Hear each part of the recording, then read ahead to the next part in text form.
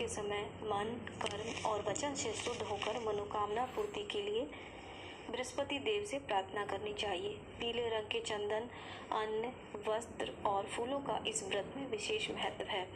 बृहस्पतिवार की पौराणिक कथा इस प्रकार है।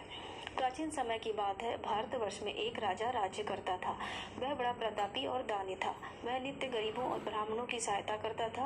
वह प्रतिदिन मंदिर में भगवान दर्शन करने के लिए भी जाता था, परंतु यह बात उसकी रानी को अच्छी नहीं लगती थी। वह ना ही गरीबों को दान देती थी और ना ही किसी भगवान का पूजन करती थी, और राजा को भी ऐसा करने से मना किया करती थी।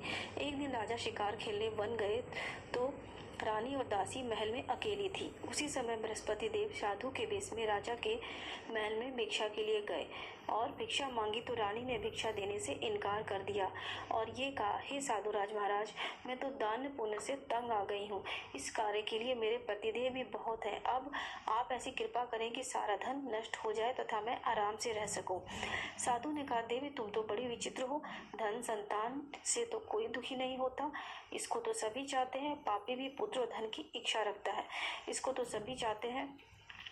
यदि तुम्हारे पास अधिक धन है तो भूखे मनुष्यों को भोजन कराओ, प्याऊ लगवाओ, ब्राह्मणों को दान दो, कुआं, तालाब, बावड़ी, बाग बगीचे आदि का निर्माण कराओ, मंदिर, पाठशाला, धर्मशाला बनवाकर दान दो, निर्धनों की कुंवारी कन्याओं का विवाह कराओ, साथ ही यज्ञ आदि कर्म करो, अपने धन को शुभ कार्यों में खर्च करो।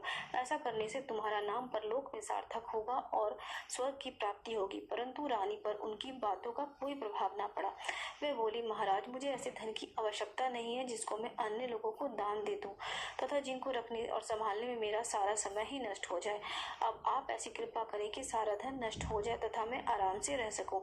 साधु ने उत्तर दिया, यदि तुम्हारी ऐसी ही इच्छा है तो जैसा मैं तुम्हें बताता हूँ बिल्कुल वैसा ही करना। बृहस्पतिवार को घर को गोबर से नीपना, उसमें केसों को पीली मिट्टी से धोना, केसों को धोते समय स्नान करना, राजा से कहना वह हजामत बनवाए, भोजन में मांस मदिरा खाना, कपड़ा धोबी के यहाँ धुलने डालना। ऐसा करने से 7 बृहस्पतिवार में तुम्हारा सारा धन नष्ट हो जाएगा। इतना कहकर वह साधु महाराज वहां से अंतर्ध्यान हो गए।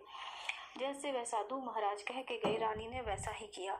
3 दिन बृहस्पतिवार ही बीते थे कि उनका समस्त धन संपत्ति नष्ट हो गया और भोजन के लिए दोनों तरसने लगे, सांसारिक भोगों से दुखी रहने लगे। तब वह राजा रानी से कहने लगा कि तुम यहाँ पर रहो, मैं दूसरे देश जाऊं, क्योंकि यहाँ पर मुझे सभी जानते हैं, इसलिए कोई भी कार्य नहीं कर सकता।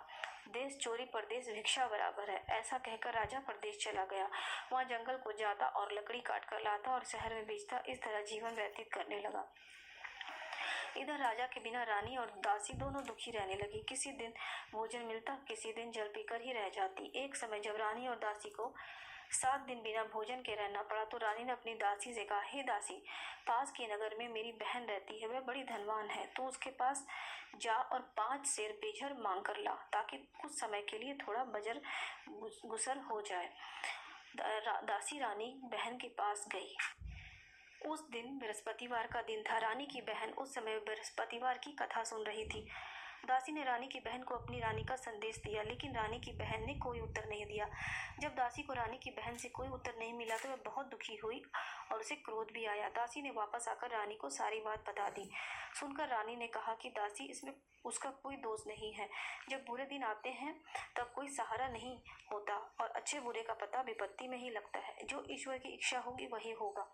ये सब हमारे भाग्य का ही दोष है। यह सब कहकर रानी ने अपने भाग्य को कोसा। उधर रानी की बहन ने सोचा कि मेरी बहन की दासी आई हुई थी, परंतु मैं उससे बोली नहीं, इससे उसका मन बहुत दुखी हुआ। कथा सुनकर और पूजन समाप्त कर वह बहन के घर गई और कहने लगी, हे बहन, मैं बृहस्पतिवार का व्रत कर रही थी, तुम्हारी दासी गई थी, परंतु जब कथा होती है तब हम ना उठते हैं ना बोलते हैं, इसलिए मैं नहीं बोली। कहो दासी क्यों आई थी?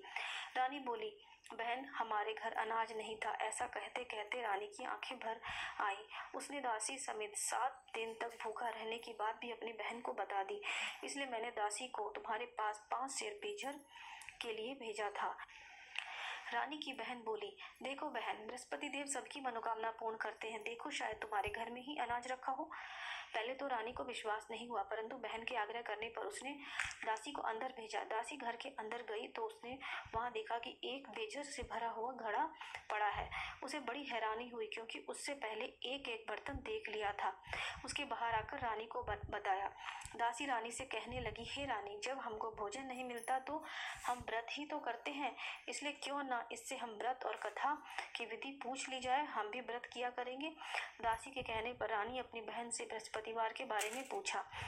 उसकी बहन ने बताया, बृहस्पतिवार के दिन चने की दाल, गुड़ और मुनक्का से विष्णु भगवान का केले की जड़ में पूजन करें, दीपक जलाएं, कथा सुने।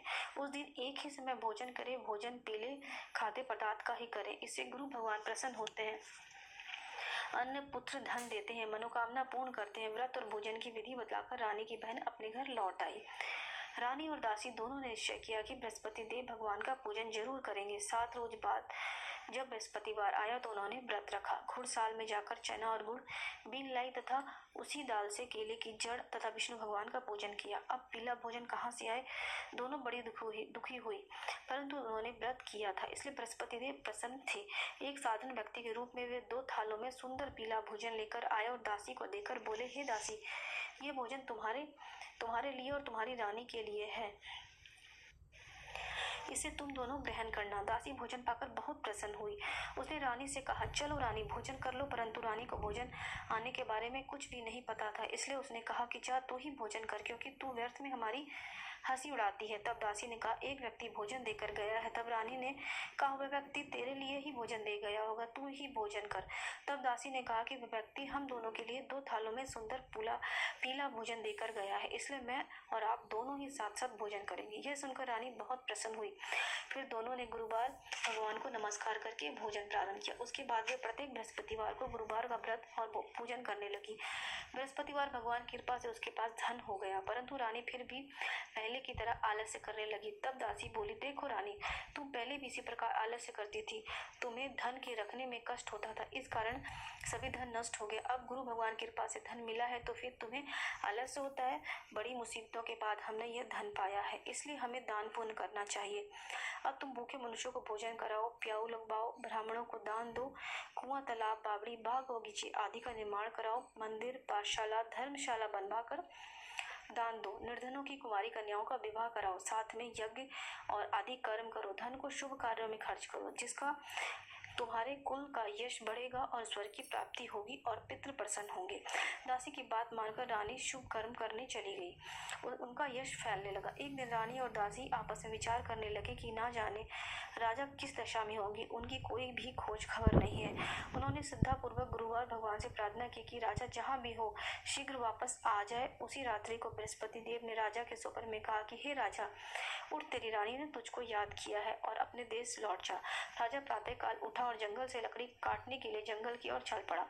जंगल से गुजरते हुए विचार करने लगा कि ना जाने क्यों इतने दुख भोगने पड़ रहे हैं, राजपाट छोड़कर जंगल में आकर रहना पड़ रहा है, जंगल से लकड़ी काटकर शहर में बेचकर गुजारा करना पड़ा और अपनी दशा को याद करके व्याकुल होने लगा। उसी समय राजा के पास बृहस्पति देव साधु के वेश में आकर बोले, हे लकड़हारे, तुम इस सुनसान जंगल में किस चिंता में बैठे हो, मुझे बतलाओ। यह सुनकर राजा के नेत्रों में जल भर आया। साधु की वंदना कर राजा ने अपनी संपूर्ण कहानी सुना दी। महात्मा दयालु होते हैं। वे राजा से बोले, हे राजा, तुम्हारी पत्नी ने बृहस्पति देव के प्रति अपराध किया था, जिसके कारण तुम्हारी यह दशा हुई है। अब तुम चिंता मत करो, भगवान तुम्हें पहले से भी अधिक धन देंगे। देखो, तुम्हारी पत्नी ने बृहस्पतिवार का व्रत प्रारंभ कर दिया है। अब तुम भी बृहस्पतिवार के दिन चने की दाल और गुड़ का मुनक्का से विष्णु भगवान का केले की जड़ में पूजन करें और दीपक जलाएं और कथा सुने। उस दिन एक ही समय भोजन करें और पीले खाद्य पदार्थों का ही भोजन करें। भगवान तुम्हारी सब मनोकामना पूर्ण करेंगे। साधु की बात सुनकर राजा बोले, हे प्रभु, लकड़ी बेचकर तो इतना पैसा भी नहीं बचता जिससे कि मैं भोजन के उपरांत कुछ बचा सकूं। मैंने रात्रि में अपनी रानी को व्याकुल देखा है। मेरे पास कोई साधन नहीं है जिससे मैं उनका समाचार जान सकूं। फिर भी मैं कौन सी कहानी कहूँ, ये मुझको मालूम भी नहीं है। राजा साधु ने कहा, हे राजा, मन में बृहस्पतिवार भगवान की पूजन व्रत का निश्चय करो, वे स्वयं तुम्हारे लिए राह बना देंगे। बृहस्पतिवार के दिन तुम रोजाना की तरह लकड़ियां लेकर शहर में जाना, तुम्हें रोज से दोगुना धन मिलेगा, जिससे तुम्हें भली भांति भोजन कर लोगे और बृहस्पति देव की पूजा का सामान भी आ जाएगा। जो तुमने बृहस्पतिवार की कहानी के बारे में पूछा है वह इस प्रकार है। बृहस्पति देव की कथा।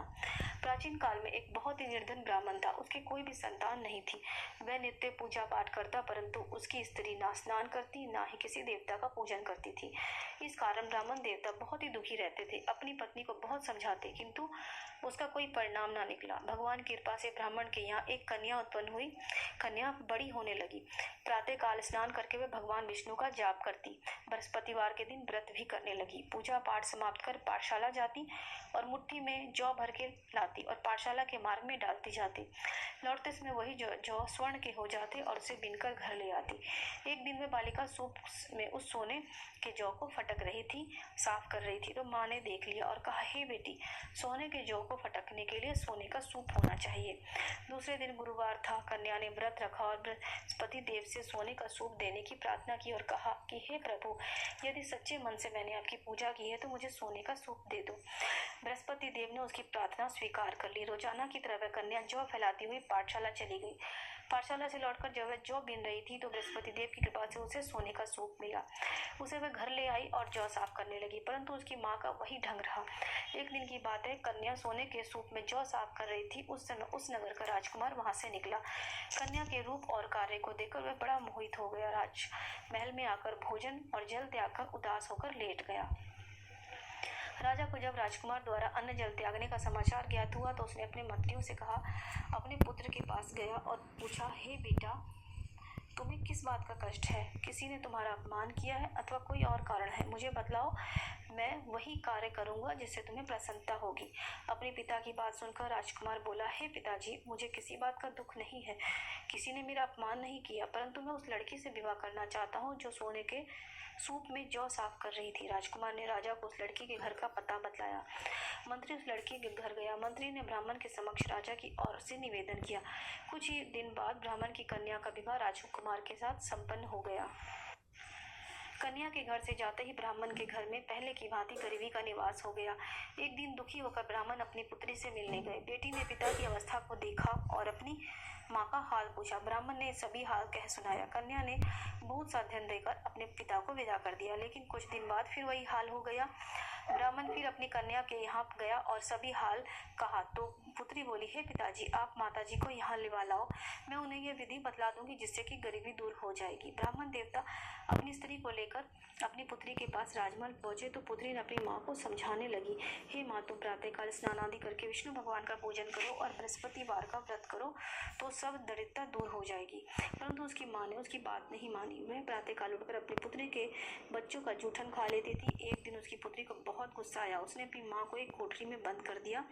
प्रातः उसे स्नान आदि करा के पूजा पाठ करवाया तो उसकी माँ की बुद्धि ठीक हुई। इसके बाद वह नियम पूर्वक पूजा पाठ करने लगी और प्रत्येक बृहस्पतिवार को व्रत करने लगी। इस व्रत के प्रभाव से मृत्यु के बाद वह स्वर्ग को गई। वह ब्राह्मण भी सुख पूर्वक इस लोक का सुख भोगकर स्वर्ग को प्राप्त हुआ। इस तरह कहानी कहकर साधु बाबा देवता वहां से लोप हो गए। धीरे धीरे समय व्यतीत होने लगा।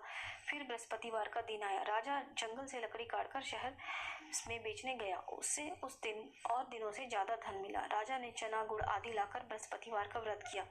उस दिन उसे सभी कलेश दूर हुए, परंतु जब उसको अगले गुरुवार का दिन आया तो बृहस्पतिवार का व्रत करना भूल गया। इस कारण बृहस्पति भगवान नाराज हो गए। उस दिन उस नगर के राजा ने विशाल यज्ञ का आयोजन किया था तथा उसमें समस्त राज्य में घोषणा करवा दी थी कि सभी मेरे यहाँ ही भोजन करेंगे, किसी के घर चूल्हा ना जले।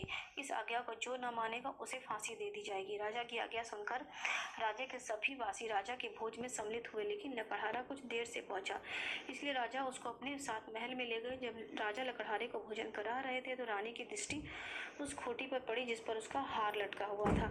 उसे हार खोटी पर लटका नहीं दिखाई दिया। रानी को निश्चय हो गया कि मेरा हार इस लकड़हारे ने ही चुरा लिया है। उस समय सैनिक बुलवाकर उसको जेल में डलवा दिया। लकड़हारा जेल में विचार करने लगा कि ना जाने कौन से पूर्व जन्म के कर्म ने मुझे दुख प्राप्त हुआ है, और जंगल में मिले साधु को याद करने लगा। तत्काल बृहस्पति देव साधु के रूप में प्रकट हो गए और कहने लगे, अरे मूर्ख, तूने बृहस्पति देवता की कथा नहीं कही, उसी कारण तुझे यह दुख प्राप्त हुआ है। अब चिंता मत कर, बृहस्पतिवार के दिन जेल खाने के दरवाजे पर तुझे 4 पैसे पड़े मिलेंगे, उससे तू बृहस्पतिवार की पूजा करना, तेरे सभी कष्ट दूर हो जाएंगे। अगले बृहस्पतिवार उसे जेल के द्वार पर 4 पैसे मिले। राजा ने पूजा का सामान मंगवाकर कथा कही और प्रसाद बांटा। उसी रात्रि में बृहस्पति देव ने उस नगर के राजा को स्वप्न में कहा, हे राजा, तुमने जिसे जेल में बंद किया उसे कल छोड़ देना। वह निर्दोष है, वह एक राजा है। रानी का हार उस खूंटी पर लटका हुआ है। अगर तू ऐसा नहीं करेगा तो मैं तेरे राज्य को नष्ट कर दूंगा। राजा प्रातःकाल उठा और खूंटी पर टंगा हुआ हार देकर लकड़हारे को बुलाकर क्षमा मांगी और राजा के योग्य सुंदर वस्त्र आभूषण भेंट कर उसे विदा कर दिया। गुरुदेव की आज्ञा राजा ने अपने नगर को चला गया। राजा जब नगर के निकट पहुंचा तो उसे बड़ा आश्चर्य हुआ। नगर में पहले से भी अधिक बाग, तालाब और कुएं, बहुत सी धर्मशालाएं और मंदिर आदि बने हुए थे। राजा ने पूछा कि यह किसके बाग और धर्मशाला और मंदिर है। तब नगर के लोग कहने लगे, ये सब रानी और दासी द्वारा बनवाए गए हैं। राजा को आश्चर्य हुआ और गुस्सा भी आया। उसकी अनुपस्थिति में रानी के पास धन कहाँ से आया। जब रानी ने सारी खबर सुनी कि राजा आ रहे हैं तो उसने अपनी दासी से कहा, हे दासी, देख, राजा हमको कितनी बुरी हालत में छोड़ गए थे। वे हमारी ऐसी हालत देखकर लौट ना जाएं, इसलिए तुम दरवाजे पर ही खड़ी हो जाना। रानी की आज्ञा सुनकर दासी दरवाजे पर ही खड़ी हो गई। तब राजा आए और उसे अपने साथ महल में लिवा लाई। तब राजा ने क्रोध करके अपनी तलवार निकाली और पूछने लगा, बताओ यह धन तुम्हें कैसे प्राप्त हुआ। तब रानी ने सारी कथा सुनाई और सब धन हमें बृहस्पति देव के व्रत के प्रभाव से प्राप्त हुआ है। राजा ने निश्चय किया कि मैं रोजाना दिन में 3 बार कहानी कहा करूंगा और रोज व्रत किया करूंगा। अगर हम सब राजा के दुपट्टे हर समय राजा के दुपट्टे में चने की दाल बंधी रहती और दिन में 3 बार वह कथा कहता। एक रोज राजा ने विचार किया कि चलो अपनी बहन के यहाँ हो आओ। इस तरह निश्चय कर राजा घोड़े पर सवार अपनी बहन के यहाँ चल दिया। मार्ग में उसने देखा कि कुछ आदमी एक मुर्दे को लिए जा रहे हैं। उन्हें रोक कर राजा कहने लगा, अरे भैया, मेरे बृहस्पतिवार की कथा सुन लो। वे बोले, हमारा तो आदमी मर गया, इसको अपनी कथा की पड़ी है। परंतु कुछ आदमी बोले, अच्छा कहो, हम तुम्हारी कथा सुनेंगे। राजा ने दाल निकाली और कथा वहीं पर कहनी शुरू कर दी। जब राजा की कथा आधी हुई तो मुर्दा हिलने लगा और जब कथा समाप्त हुई तो राम राम करके मुर्दा खड़ा हो गया। राजा आगे बढ़ा। उसे चलते चलते शाम हो गई। आगे मार्ग में उसे एक किसान खेत में हल चलाता मिला। राजा ने उसे बृहस्पतिवार की कथा सुनने को कहा तो वे बोला, जब तक मैं तेरी कथा सुनूंगा तब तक मैं 4 हरैया जोत लूंगा। जा तू अपनी कथा किसी और को सुनाना। राजा आगे चल पड़ा। राजा के हटते ही बैल पछाड़ खाकर गिर पड़े और किसान के पेट में जोर से दर्द होने लगा। उसी समय किसान की माँ रोटी लेकर आई। उसने जब देखा तो अपने पुत्र से सारा हाल पूछा। बेटे ने सभी हाल बताया। बुढ़िया दौड़ी दौड़ी उस घुड़सवार के पास पहुंची और बोली, मैं तेरी कथा सुनूंगी, तुम अपनी कथा मेरे खेत पर चलकर ही कहना। राजा ने लौटकर बुढ़िया के खेत पर जाकर कथा कही और सुनते ही बैल खड़े हो गए। किसान के पेट का दर्द बंद हो गया। राजा अपनी बहन के घर पहुंचा। बहन ने भाई की खूब मेहमान नवाजी की। दूसरे रोज प्रातःकाल राजा जागा तो वह देखने लगा कि सब लोग भोजन कर रहे हैं। राजा ने अपनी बहन से पूछा, ऐसा कोई मनुष्य है जिसने भोजन नहीं किया जो मेरी बृहस्पतिवार की कथा सुन ले। बहन बोली, भैया, ये देश ऐसा ही है। यहाँ लोग पहले भोजन करते हैं और बाद में अन्य कोई काम। अगर कोई पड़ोस में है तो मैं देख आती हूँ। ऐसा कहकर वह देखने चली गई, परंतु उसे ऐसा कोई भी व्यक्ति नहीं मिला जिसने भोजन ना किया हो। फिर भी वह एक कुम्हार के घर गई जिसका लड़का बीमार था। उसे मालूम हुआ कि उनके यहाँ 3 दिन से किसी ने भोजन नहीं किया। रानी ने अपने भाई की कथा सुनने के लिए कुम्हार से कहा और वह तैयार हो गया। राजा ने जाकर बृहस्पतिवार की कथा कही जिसको सुनकर उसका लड़का ठीक हो गया। अब तो राजा को प्रशंसा होने लगी। एक दिन राजा ने अपनी बहन से कहा, हे बहन, मैं अब अपने घर जाऊंगा, तुम भी तैयार हो जाओ। राजा की बहन अपनी सास से अपने भाई के साथ जाने की आज्ञा मांगी। सास बोली, हाँ चली जा, मगर अपने लड़के को मत ले जाना क्योंकि तेरे भाई के कोई संतान नहीं है। बहन ने अपने भाई से कहा, हे भैया, मैं तो चलूंगी मगर कोई बालक नहीं जाएगा। राजा बोला, जब कोई बालक नहीं जाएगा तो तुम जाकर क्या करोगी। अपनी बहन को वहीं छोड़कर दुखी मन से राजा अपने नगर को लौट आया। राजा ने अपनी रानी से सारी कथा बतलाई कि हम निसंतान हैं, इसलिए हमारे यहाँ कोई आना पसंद नहीं करता और बिना भोजन के वह सैया पर लेट गया। रानी बोली, बृहस्पति देव ने हमें जब सब कुछ दिया है तो वह हमें संतान भी अवश्य देंगे। उसी रात बृहस्पति देव ने राजा को सपने में कहा, हे राजा, उठ, सभी सोच त्याग दे, तेरी रानी गर्भवती है। राजा को यह जानकर बड़ी खुशी हुई और वह 90 महीने में रानी के गर्भ से एक बहुत ही सुंदर सा पुत्र पैदा हुआ। तब राजा बोला, हे रानी, स्त्री बिना भोजन के रह सकती है परंतु बिना कहे नहीं रह सकती। जब मेरी बहन आए तो तुम उससे कुछ मत कहना। रानी ने कहा, हाँ दी। रानी ने हाँ कर दी। जब राजा की बहन यहाँ शुभ समाचार पहुंचा तो वह बहुत खुश हुई और बधाई लेकर अपने भाई के घर यहाँ आई। रानी ने जब उससे कहा कि घोड़ा चढ़कर तो नहीं आई और गधा चढ़ी आई, तो राजा की बहन बोली, भाभी मैं इस प्रकार ना कहती तो तुम्हारे घर औलाद कैसे होती। बृहस्पति देव सभी मनोकामनाएं पूर्ण करते हैं। जो सद्भावना पूर्वक बृहस्पतिवार का व्रत करता है एवं कथा पढ़ता है और सुनता है, दूसरों को सुनाता है, बृहस्पति देव उसकी सभी मनोकामनाएं पूर्ण करते हैं, उसकी सदैव रक्षा करते हैं। जैसे सच्ची भावना से रानी और राजा ने बृहस्पति देव की कथा का गुणगान किया, उसी उनकी सभी इच्छाएं बृहस्पति देव जी ने पूर्ण की। इति श्री बृहस्पतिवार व्रत कथा।